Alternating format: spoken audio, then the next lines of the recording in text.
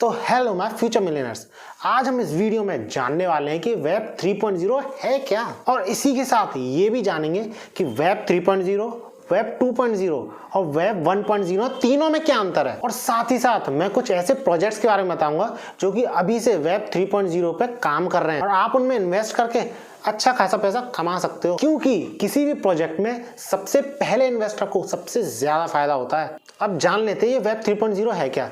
ये कुछ नहीं, वेब का तीसरा वर्जन है। यस, आप सही सुन रहे हैं। आपको भले ही चेंज ना लगा हो, लेकिन ये तीसरा वर्जन आ रहा है वेब का। और हम में से कई सारे लोगों ने तो वेब 1.0 को यूज भी नहीं किया है, इंक्लूडिंग मी।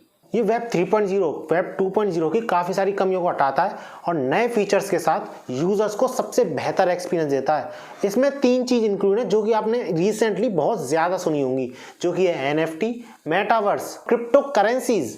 यस, आप सही सुन रहे हैं, ये तीनों चीज़ें इसमें इंक्लूडेड हैं। वैसे मैंने NFT और मेटावर्स दोनों पे वीडियो बना रखी है। अगर आप जानना चाहते हो ये क्या चीज़ है तो आई बटन में देख लीजिएगा। सबसे पहले वेब 1.0 और वेब 2.0 दोनों में डिफरेंस जानते हैं। तो इस वेब की शुरुआत जब से हुई तब टिम बर्नर नाम के आदमी ने 1990 में ये सोचा क्यों ना ऐसा सिस्टम बनाया जाए जिससे कि एक ही फाइल को एक से ज्यादा कंप्यूटर में एक ही बार में देखा जा सके। और उसने वो सिस्टम बना भी लिया 1991 में, जिसको उसने नाम दिया वर्ल्ड वाइड वेब। अब इस अर्ली वेब पे लोग सिर्फ कंटेंट कंज्यूमर थे, मतलब लोग सिर्फ देख सकते थे, उसमें कोई चेंजेस नहीं कर सकते थे। और इसमें चेंजेस सिर्फ वही कर सकता था जिसने वो फाइल अपलोड की है, और इसी वजह से इस वेब को रीड ओनली भी नाम दिया गया। अब ये वेब 1991 से 2004 तक यूज किया गया था। अब इसके बाद आया नया वेब, जिसको कि हम पिछले वेब का अपडेट वर्जन भी बोल सकते हैं, जिसपे कि लोग पढ़ने के साथ साथ लिख भी सकते थे, मतलब कुछ भी चीज एडिट भी करी जा सकती थी। एंगेजमेंट ज्यादा बढ़ रहा था लोगों का। अब आपको तो पता ही है, इंसान बाय बर्थ लेजी होता है, इसलिए इसको नया नाम देने की जगह वेब 2.0 बोल दिया और पिछले वाले को वेब 1.0। अब वो प्रोजेक्ट्स जिन्होंने इस नए आए वेब 2.0 पे पहले ही काम करना शुरू कर दिया था, उनमें आते हैं Amazon, YouTube और फेसबुक जैसी कंपनीज। अब क्या आप जानते हैं कि इन 3 कंपनीज में क्या चीज कॉमन है?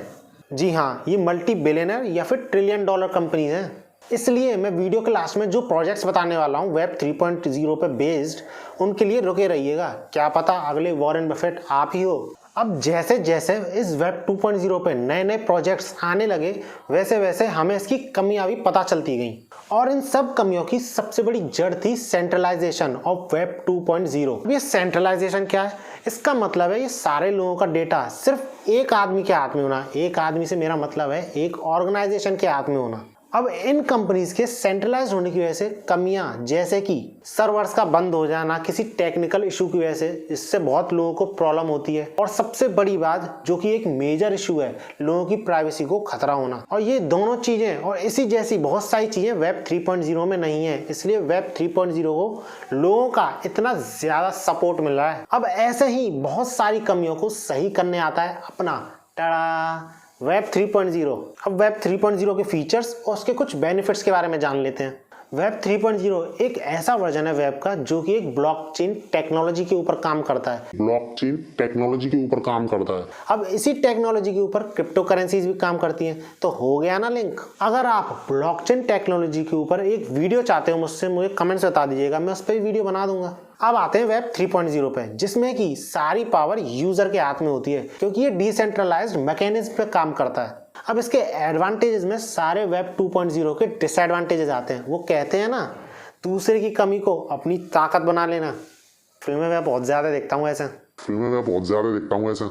तो पहला है एंटी मोनोपोली, क्योंकि वेब 2.0 में कुछ कंपनीज ऐसी हैं जिन्होंने अपने अपने सेक्टर में मोनोपोली क्रिएट कर रखी है, और इसी वजह से वो कंपनीज इतनी इंपॉर्टेंट बन गई है वेब 2.0 में।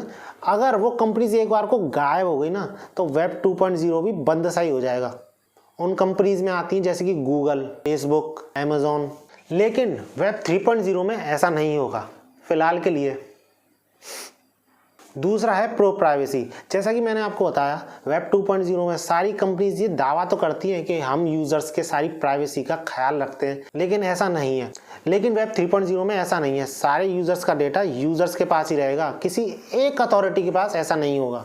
अब जैसा कि मैंने आपको बताया, ये वेब 3.0 ब्लॉकचेन टेक्नोलॉजी पर काम करता है, और इस टेक्नोलॉजी का अगर मैं आपको ओवरव्यू दूं तो इसमें डेटा कभी भी एक सिस्टम पे नहीं रहता है, इसलिए इसे हैक करना भी नेक्स्ट टू इम्पॉसिबल ही है। अब चौथा है परमिशनलेस नेटवर्क। जैसा कि आपने देखा होगा कि यूट्यूब में कभी भी आप कैसा कंटेंट डाल दो वो यूट्यूब के हिसाब से ही डलता है, नहीं तो कम्युनिटी गाइडलाइंस के खिलाफ जाते तो वो कंटेंट या तो रेस्ट्रिक्ट हो जाता है या फिर उस चैनल को ही हटा दिया जाता है। लेकिन इसमें ऐसा नहीं होगा, आप किसी भी तरीके का कंटेंट डाल सकते हो। अब वेब 3.0 पे बेस्ड कुछ प्रोजेक्ट्स बताने से पहले मैं आपको ये पहले ही बता देता हूँ कि ये प्रोजेक्ट्स बहुत अच्छे हैं मेरे हिसाब से। मेरा मतलब मेरी रिसर्च के हिसाब से ये प्रोजेक्ट्स बहुत अच्छे हैं, इनमें इन्वेस्ट किया जा सकता है। लेकिन इसका मतलब ये नहीं है कि ये प्रोजेक्ट्स आपको फायदा ही देंगे, हो सकता है मेरी रिसर्च गलत भी हो। इसलिए आप मेरी रिसर्च पे भरोसा ना करके खुद की भी कुछ रिसर्च कीजिए, उसके हिसाब से ही आप डिसीजन लीजिए। अब ऐसा भी नहीं है कि प्रोजेक्ट्स बेकार हैं, हो सकता है आपको बहुत बड़ा प्रॉफिट भी दें, हू नोज।